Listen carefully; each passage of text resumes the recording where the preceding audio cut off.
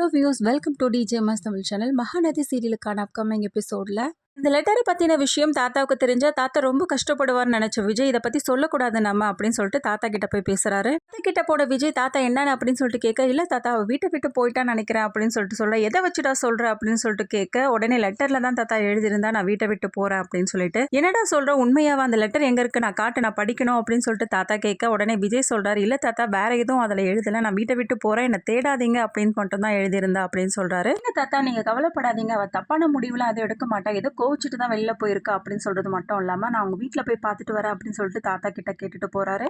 போன விஜய் வீட்டை சுத்தி முத்திக்கிட்டே பார்த்துக்கிட்டு போக, அங்க இருந்த பாட்டி என்னப்பா தம்பி இங்க நிக்கிறீங்க அப்படின்னு கேட்க, ஒன்றும் இல்லை பாட்டி, சைடு எங்கோ கீரல் விழுந்திருக்குன்னு சொல்லிட்டு தாத்தா சொல்லியிருந்தாங்க, ஆனால் பார்த்துட்டு வர சொன்னாங்க அப்படின்னு சொல்லிட்டு சொல்ல, இல்லையே அப்படிலாம் ஒன்றும் இல்லையேப்பா அப்படின்னு சொல்லிட்டு பாட்டி சொல்ல, ஒருவேளை தாத்தா சரி பண்ணிட்டு இருப்பாரோ அப்படின்னு சொல்லிட்டு சமாளிக்கிறாரு. தம்பி இவ்வளோ தூரம் வந்துட்டு உள்ள வராமல் இருந்தா எப்படி, உள்ள வாங்க தம்பி அப்படின்னு சொல்லிட்டு பாட்டிமா கூட்டிட்டு போக, அதுக்கப்புறம் வாங்க தம்பி உட்காருங்க காஃபி சாப்பிடுங்க அப்படின்னு சொல்லிட்டு சாரதாவும் சொல்ல, இருக்கட்டும்மா இப்பதான் காஃபி குடிச்சிட்டு வந்தேன் அப்படின்னு சொல்லிட்டு விஜயம் சொல்ல, அதுக்கப்புறம் என்ன ஸ்கூலுக்கு போலையா அப்படின்னு சொல்லிட்டு நர்மதாவை பார்த்து கேட்க, இல்ல மாமா எனக்கு லீவ் விட்டுருக்காங்க அப்படின்னு சொல்றாங்க.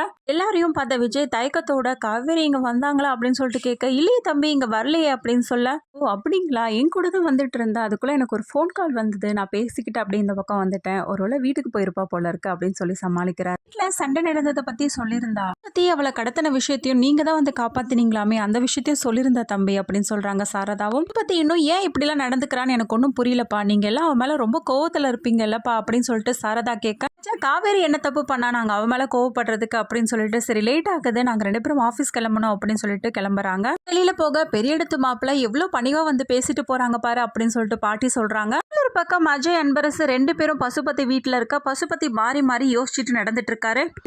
இவரு ஒரு முடிவும் சொல்லாம இப்படி குழப்பத்தோடவே சுத்திட்டு இருக்காரு அப்படின்னு அஜய் கேட்க, இந்த குழம்புன குட்டையில தாண்டா மீன் பிடிக்க முடியும், நீ பொறுத்திருந்து பாரு நான் என்ன பண்றேன் அப்படின்னு சொல்லிட்டு பேச ஆரம்பிக்கிறாரு. காவேரிலாம் ஒரு ஆளு நினைச்சுக்கிட்டு எதுக்காக இவ்வளவு குழப்பத்தோட இருக்கீங்க அப்படின்னு சொல்லிட்டு பசுபதியை பார்த்து கேட்க, அவளை ஒன்றும் சாதாரணமா இட போடாதீங்க, அவ பயங்கர கேடி அவ அப்படின்னு சொல்லிட்டு சொல்றது மட்டும் இல்லாம, ஒரு வாட்டி 2 வாட்டி இல்ல 3 தடவை என்னோட பொண்ணோட கல்யாணத்தை நிறுத்திருக்கா அப்படின்னு சொல்றது கேட்ட, சொல்றீங்க சம்மதி 3 தடவையா, ஒரு தடவை எல்லார் முன்னாடியும் கல்யாணத்தை கூட்டி நிக்க வைக்கும் போது நடந்துச்சுன்னு சொன்னீங்க, இன்னொரு தடவை வந்து அஜய் முன்னாடி, அதுக்கப்புறம் 3வது தடவை எப்போ, அப்ப காவேரி சொன்னதெல்லாம் உண்மைதான் நினைக்கிறேனே அப்படின்னு சொல்லிட்டு யோசிக்கிறேன். இந்த காவேரி சொன்னதெல்லாம் உண்மையா அப்படின்னு வாயை திறந்து சொல்லுங்க அப்படின்னு சொல்லிட்டு கேட்க, பசுபதியும் அமைதியா நிக்க, சரி ஒவ்வொரு விஷயத்தையும் அங்க வீட்டுல புட்டு புட்டு வச்சுட்டா, இதுதான் நடந்தது அப்படின்னு சொல்லிட்டு, நீங்க ஏதோ சொல்லாம இருந்தா எப்படிதான், இந்த கல்யாணம் ஒன்றும் தேவையில்லடா, எழுந்து வாடா வீட்டுக்கு அப்படின்னு சொல்லிட்டு அஜயை பார்த்து கூப்பிடுறாரு. என்னப்பா பேசுறீங்க, எதுக்காக இப்படி எல்லாம் சொல்றீங்க, அவர் என்ன சொல்ல வராருன்றத கேளுங்க அப்படின்னு சொல்லிட்டு சொல்ல, அதெல்லாம் ஒன்றும் தேவையில்லடா, இவ்வளவு வேலை பண்ணி எதுக்காக நம்ம இந்த குடும்பத்துல சம்மந்தம் வச்சுக்கணும், வாடா நம்ம கிளம்பலாம் அப்படின்னு சொல்லிட்டு சும்மா வீரா போட கிளம்ப, பெருசா பார்த்த பசுபதி, ஏன் அன்பு இதெல்லாம் பண்ணிட்டு இருக்க, ஏன் இப்படி எல்லாம் பண்ற, அதெல்லாம் ஒன்னும் இல்ல, கீழே உட்காரு, நான் சொல்றதை ஃபர்ஸ்ட் கேளு அப்படின்னு சொல்லிட்டு பேச ஆரம்பிக்கிறாரு.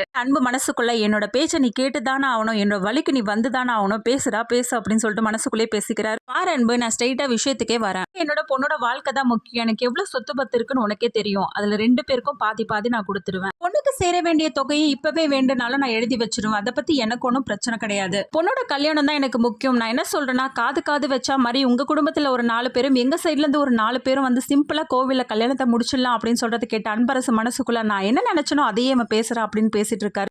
சிம்பிளா வச்சுட்டு ரிசப்ஷன் வேணா கொடைக்கானல் நல்லா கிராண்டா பண்ணிக்கலாம்னு சொல்றதை கேட்ட உடனே அஜயும் சொல்றாரு, என்னப்பா அவர் சொல்றது கரெக்டா தானே இருக்கு அப்படின்னு சொல்லிட்டு பேச ஆரம்பிக்கிறேன். அன்பரசோட மனசுக்குள்ள, பரவாயில்ல எதுவா இருந்தாலும் என்ன சொத்து நம்ம கைக்கு வந்தா பரவாயில்லையே அப்படின்னு சொல்லிட்டு யோசிக்க, இவ்வளவு தூரம் சொன்னதுக்கு அப்புறம் நான் கேட்காம இருப்பேனா அப்படின்னு சொல்லிட்டு அன்பரசும் பேச ஆரம்பிக்கிறாரு. கேட்ட பசுபதியும் அன்பரசுக்கு நன்றி சொல்றாங்க. இன்னொரு பக்கம் ரொம்பவே குழப்பத்தோட என்ன பண்றாரு, ட்ரைவ் பண்ணிட்டே போறாரு விஜய். நான் காவேரியை ரொம்பவே திட்டேன், அதனால தான் அவ இப்படி ஒரு முடிவு எடுத்துட்டேன், தப்பான முடிவு வேணா எடுத்திருப்பாளோ அப்படின்னு சொல்லிட்டு யோசிக்க, சாச்சா அப்படிலாம் இருக்க மாட்டா நம்ம காவேரி அப்படின்னு சொல்லிட்டு யோசிக்கிறாரு. அடுத்ததான் என்ன பண்றாரு, நிவினுக்கு கால் பண்றாரு.